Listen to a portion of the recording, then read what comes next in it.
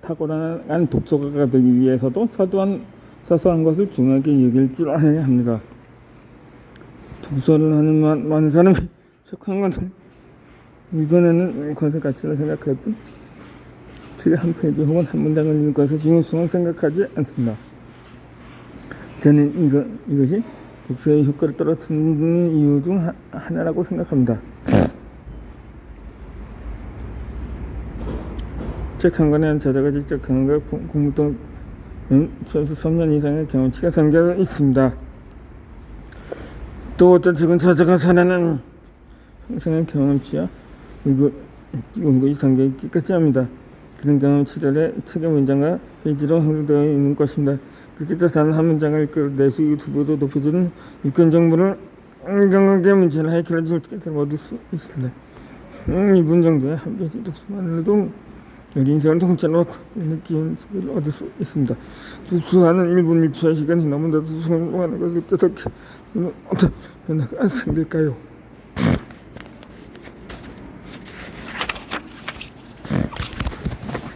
네, 시간이 없어 책을 못 읽는 말은 아마 더 이상 하지 않게 될 것입니다. 10분의 특별히 시간에도 그 시간까지 잠시락을 쏟으며 책 한 페이지에 집중하게 될 테니까요. 저 또한 이런 관점을 전환으로 인해 많은 변화가 생겼습니다. 저는 수십권의 책을 읽으며 큰 변화를 이루고 싶다는 생각을 떠올라하게 되었습니다. 이제는 제 성에 힘이 끼워지는 딱 한 문장을 충분하다는 생각을 하게 되었습니다. 그는 독서를 시작하는 것도 쉬워졌습니다. 여식은 독서할 생각을 하지 않습니다. 단 5분만 독서가 되라 좋은 길을 배웠는데 집중합니다. 아니 지금은 5분도 저도 이 시간입니다. 책보다 profesor 어제 나보다 한 걸음 나아가게 도와준 문장을 찾는데 집중한다. 책이 인가하는 과제가 아니라 언제나 분에게 다가갈 수 있는 친구 같은 존재로 변했습니다.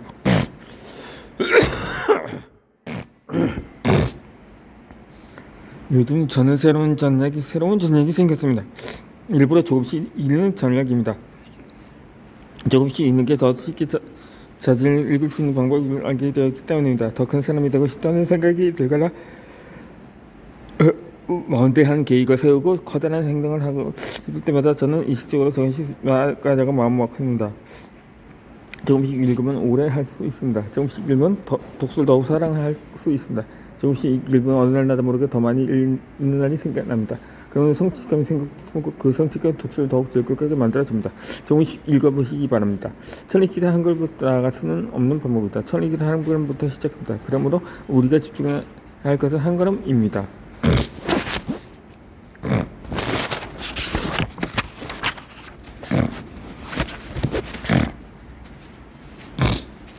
기억하지 않고 기록하며 읽는 습관입니다. 대부분의 독서가들이 책을 공통적으로 원하는 결과가 있습니다. 읽은 책의 내용을 자유롭게 이야기할 수 있을 정도로 명확하게 이해하고 기억하는 것입니다. 저도 독서를 시작한 이후로 즐겁고 그런 결과를 얻기 위해 지금도 노력하고 있습니다.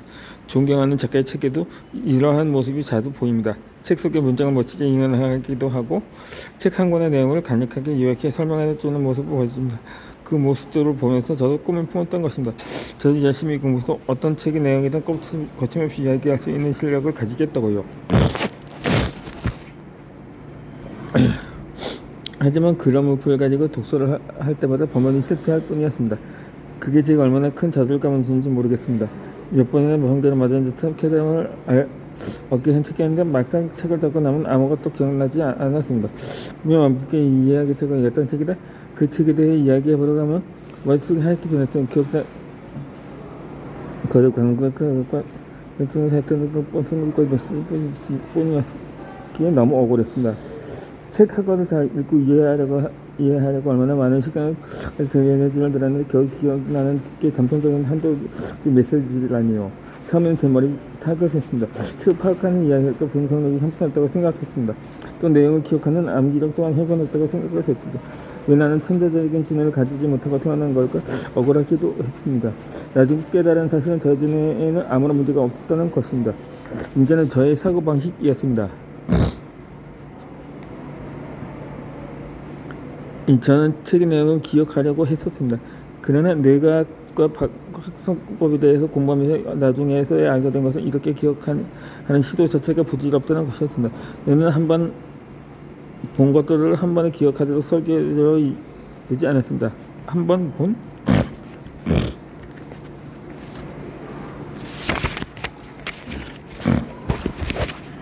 본 것들을 모두 기억하려고 하면 가치 중요도를 판단하고 평가하는 일보다 중요하지 않은 것들까지도 기억하는 일이 너무 많은 게 지금 고민될 것입니다.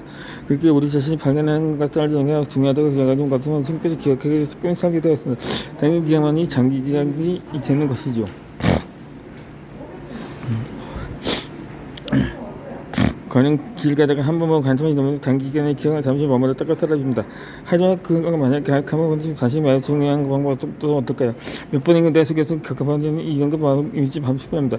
반복을 통해서 되는 단기 기억을 장기 기억을 전환합니다. 그러나 이제 전산 기억 옆에는 이 기억으로 장기 기억이 형성되는 것은 아닙니다. 이 장기 기억을 만드는 여러 가지 요소들이 있습니다. 놀라움, 무언가가 같이 강렬 감정이 함께 동경된 장기 기억이 더 빠르게 형성됩니다. 또는 시간이 다시 떠오르는 시간을 눈 반복을 통해서 장기 기억은 더욱 동공하게 형성됩니다. 이렇게 장기 기억이라는 결과만 얻으려면 여러 가지 과정이 필요한데도 불구하고 저는 책을 단 한 번 읽고 모든 것을 기억하고 싶어 했습니다. 두 팔을 파닥거리면서 하늘을 날겠다는 시도를 하는 것처럼 불가능한 일을 기대고 있었던 것입니다. 이것을 알게 된 이후 저는 저의 머리를 타지 않게 되었습니다. 방법은 문제라는 것을 알게 되었습니다. 그렇다면 도대체 책을 한 독서가 어떤 식으로 독서하기 많은 책의 내용들을 기억 속에 가지고 있는 것일까 궁금했습니다. 그 과정에서 탁월한 이들이 공통적으로 하고 있는 독서 방법의 한 가지를 알게 되었습니다. 바로 기록이었는데 그들은 기억하려는 시도 자체를 하지 않았습니다. 그들은 이 자식 기억력, 인간의 기억력이 형편없다는 사실을 이미 알고 있었습니다. 그렇기에 탁월한 이들이 책을 읽으면서 중요한 깨달음을 얻으면 그것을 반드시 기록해두는 습관을 가졌습니다. 습관의 깨달음이 영원하지 않으려는 걸 잘 알고 있었습니다. 저와는 반대였는데 저는 그 습관에 찾아오는 깨달음이 너무나도 명확하고 강렬해서 평생 저의 기억 속에서 남을 거라고 생각했습니다. 하지만 그 깨달음도 하루도 못 가 사라지는 것을 여러 번 경험하고서 기록의 중요성을 알게 되었습니다. 기록을 통해 습관의 깨달음을 붙잡아주지 않으면 기억은 사라집니다. 사라지면 다시 반복할 수는 없습니다. 이 반복할 수 없기에 당연히 기억할 수 없습니다. 하지만 기록을 해두면 어떨까요? 기록을 하면 그 순간에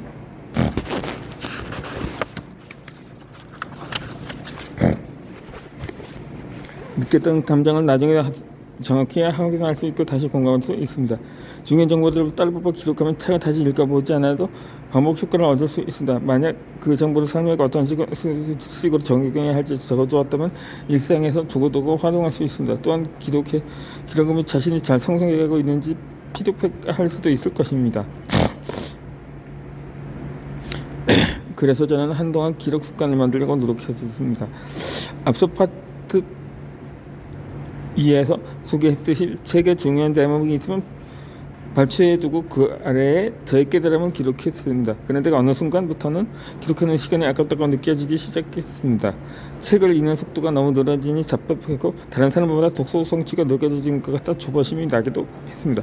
그래서 또 한참 동안 기록은 하지 않고 책만 읽는 데 집중하는 시간을 보냈습니다. 그렇게 기록하는 시간도 충분히 가져보고 기록하지 않는 시간도 충분히 가져보면서 확실히 깨달은 게 있습니다. 기록을 하는 게 훨씬 시간을 아끼는 길이라는 겁니다.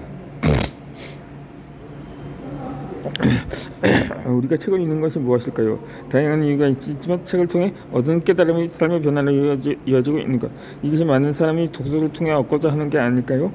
이런 목적을 생각해보면 무엇보다 저는 더 많은 책을 빠르게 읽는 것을 외부로 유익한 일이 아니라는 것을 알 수 있습니다. 너희들은 기록을 통해 깊이사 사용하는 과정이나 함께하면 책 인기 사용이 충분합니다.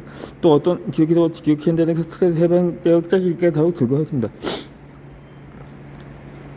저는 그렇게 대로 안전 실제 삶에서도 더 하면서 실천도 더 잘할 수 있습니다. 펼쳐보기만 해도 언제든 필요할 때 확인할 수 있으니까요. 또 기록을 하다 보면 잘해서 깨끗이 할 수 있어서 생각을 완전 표출하는 능력까지 훈련할 수 있습니다. 이게 습관이 되면 말하기 전까지 더 좋아집니다. 책을 그냥 읽기만 할 때도 무슨 이야기가 있다는 느낌, 성장했다는 느낌, 똑같은 느낌을 받습니다. 하지만 그 순간 느끼고 실제로 성공의 길이 아니란 것을 명심해야 합니다. 세상에까지 느낌이 이동 사람은 이 느낌을 속고 있습니다. 그래서 건설 능력은 속도 빠져나는 것이죠. 타고난 이들은 반대로 갑니다. 느리지만 확실히 성장의 길입니다. 확실한 성장의 길입니다. 바로 기록을 통해서 책 속의 현자들과 깊은 대화를 나눕니다. 지금 당장 노트를 펴고 이 글을 읽는 습관을 조금이라도 적어보시기 바랍니다. 그리고 3년 뒤에 그 노트를 다시 확인해 보세요. 기록해야 하는 이유를 명확히 알게 되실 것입니다.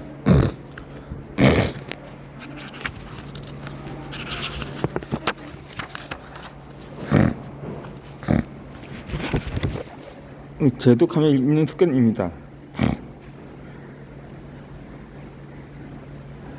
좋은 책을 발견하고 수정하는 즐거움은 독서를 하면서 절대 놓칠 수 없는 행복 중에 하나가 아닐까 생각합니다. 그래서 저는 도서관에서 책을 빌려보다가도 좋은 책이 있으면 반드시 구매하고 있습니다. 그래야 언제든 다시 읽어볼 수 있기 때문입니다. 다시 필요할 때 읽으면 되지 않느냐고 생각하실 수도 있습니다. 그런데 그런 필요조차도 다시 느끼려면 책이 곁에 있어야 한다는 게 저의 확신입니다. 한번 읽고 반납해버린 책들은 그 책을 내가 읽었는지 아닌지도 헷갈리게 됩니다. 또 나중에는 그 책의 존재 여부까지 잊게 됩니다. 즉 몸에서 떠나버린 책들은 다시 읽을 가능성 자체가 거의 사라져버리는 것입니다.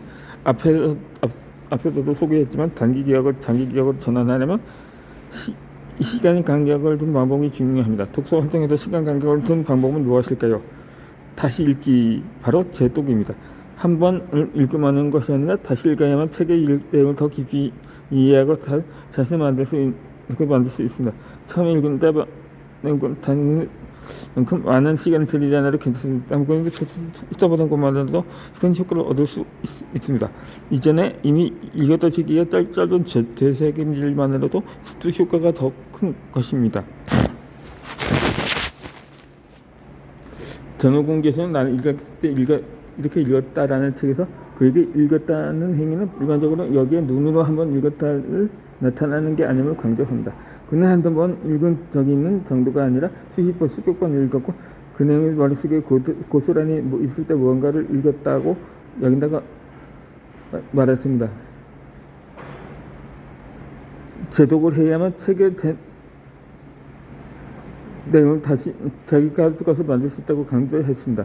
그 이후부터 저도 어떤 책을 읽었다고 생각하는 것에 대해 좀 다르게 받아들이게 되었습니다. 한 번 읽었다고 그 책에 대해 다 알았다고 자만하기보다 나중에 다시 꼭 읽고 곱씹어보는 습관을 들이다고 생각하게 되었습니다.